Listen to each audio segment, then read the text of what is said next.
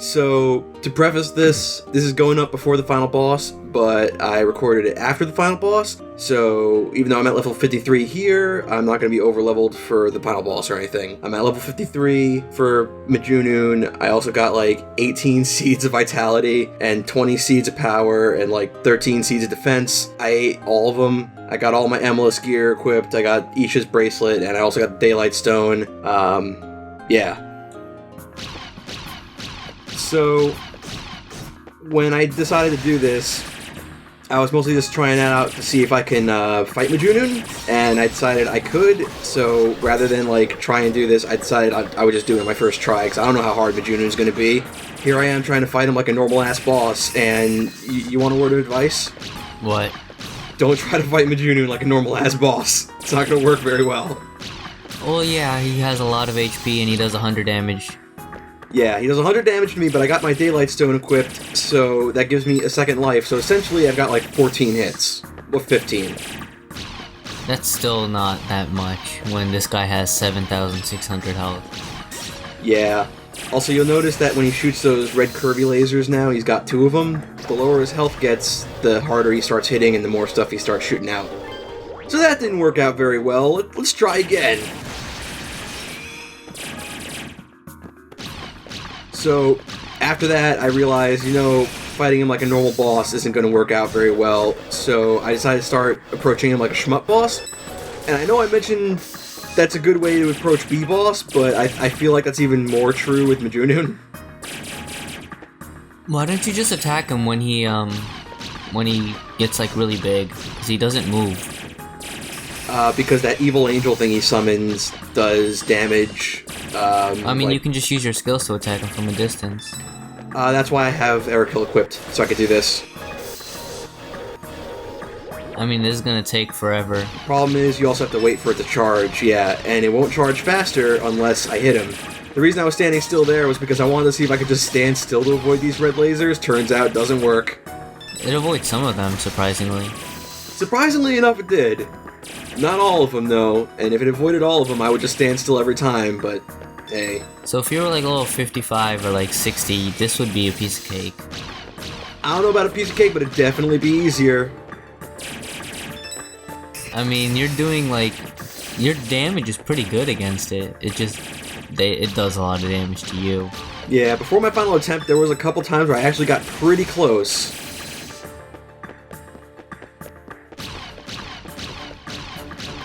Yeah, now he's shooting like 3 of those things at a time. Did you already use your, Yeah, I guess you did. Yeah, if my health goes to 0, it'll just automatically come right back up. Because that'll be the Daylight Stone activating. Why is this boss so hard? Why do they want...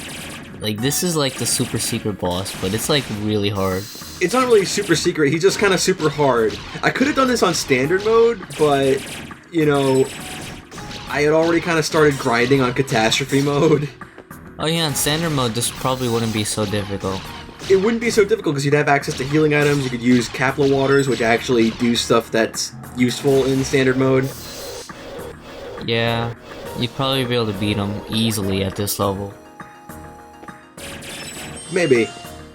I didn't want to go a level higher because after a certain point it started taking just getting a level 53 from 52 took forever.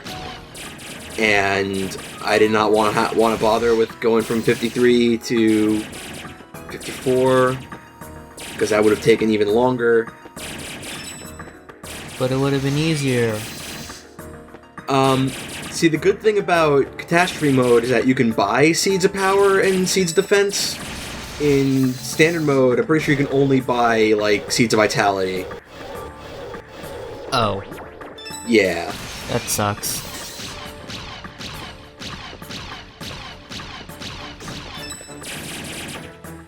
You can make your HP 999 if you really wanted to, in standard mode. Well, if I really wanted to. When I was grinding to level 53, I got to a point where I had max amount of gold, which is 999,999. And you spent all of that on stuff?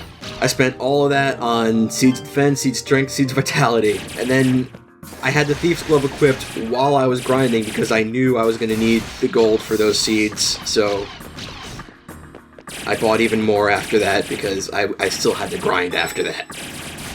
Yeah, it's a good thing you bought all those, or else you probably wouldn't have been able to do this. I would be dying a lot more often, yeah.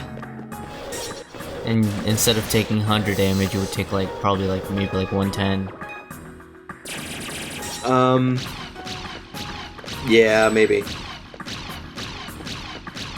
And then you would have less than 14 hits to survive. You would have 12. Which is a pretty big difference. And that's with Daylight Stone. Yeah. I can only imagine if this was Toho and it's I can't take a single hit. I would just be so mad. That would be really difficult. It would be. Because you've already taken 10 hits. Yeah. Also, the thing is, I wasn't kidding before, too. I think if I was to go fight the final boss right now and go to the Ark, I would probably, blow those bosses out of the water at this level. Which is why when the real video comes out, I'm only going to be at, 50 there. Well, I mean, you could have just went over level and then just completely destroyed the final boss.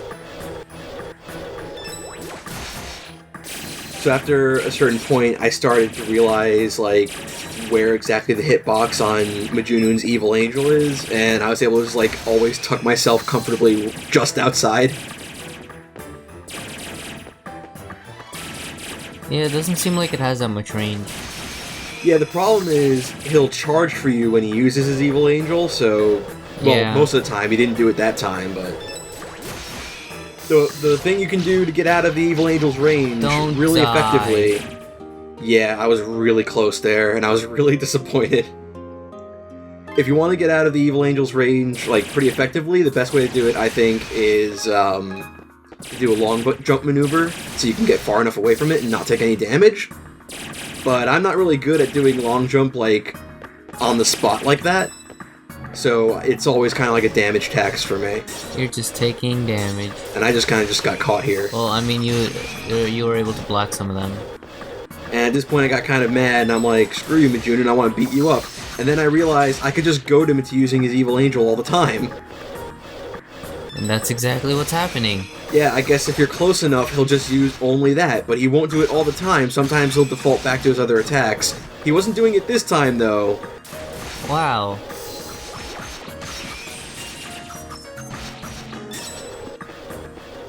That makes this fight a lot easier.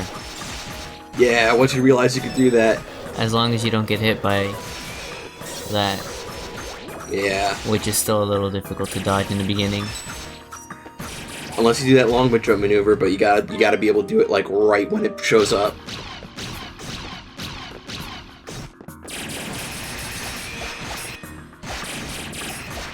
You can do it, or you can just completely get destroyed. Yeah. I was getting kind of mad at him at this point. I was I decided to be really aggressive without really, I was waiting for the Evil Angel to show up, never showed up. I'm like, forget it, I'm just gonna keep wailing on him. That's not gonna work because look at how high his health still is. I mean, you've taken out a lot of health for wailing on him and just tanking all his hits. Yeah, but I'm not gonna be able to survive very much longer. No, but this is how some of your other attempts went. You took out half its health and then you died. Yeah. Also, the reason I haven't been using Brillante, even though it does more damage, because its magic is a little harder to hit, because Ericill's magic is really easy, because all I gotta do is just hit the button and it just automatically goes to whatever enemy is there. Yeah. Because it's chain lightning. The other one you actually have to aim. You actually have to aim, and somehow, sometimes I always fuck up aiming with Brillante. This will be the magical number. You can do it. I believe in you. I believe. Yeah, I'm trying to goad him into attacking like that again, but he just keeps using all his Toho instead. You can. You're. Okay. You know, if only the Evil Angel was his only attack and he didn't use any Toho, it would be a lot easier. But unfortunately, he has 2 Toho-based attacks, so can't really do anything about that. So I learned something about this game that I didn't know before while having to fight Majunun. I didn't realize this, but when you use your magic, you get about 10 frames or so of invincibility.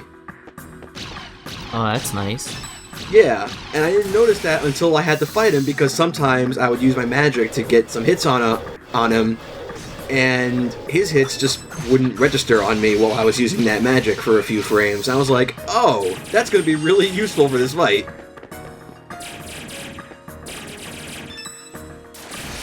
You can do it. This is the one. I believe. It's going to be really close, though. I'm just really glad the best armor in the game can actually reflect some damage, because this would be a lot harder if I took every single hit. I mean, you do take 90% of the 99% of the hits. It's just super lucky when you get a 0 damage. So this run was basically me combining what I learned, just approaching him like a shmup boss while also trying to goad him into using his evil angel. But, being a little bit more careful about it.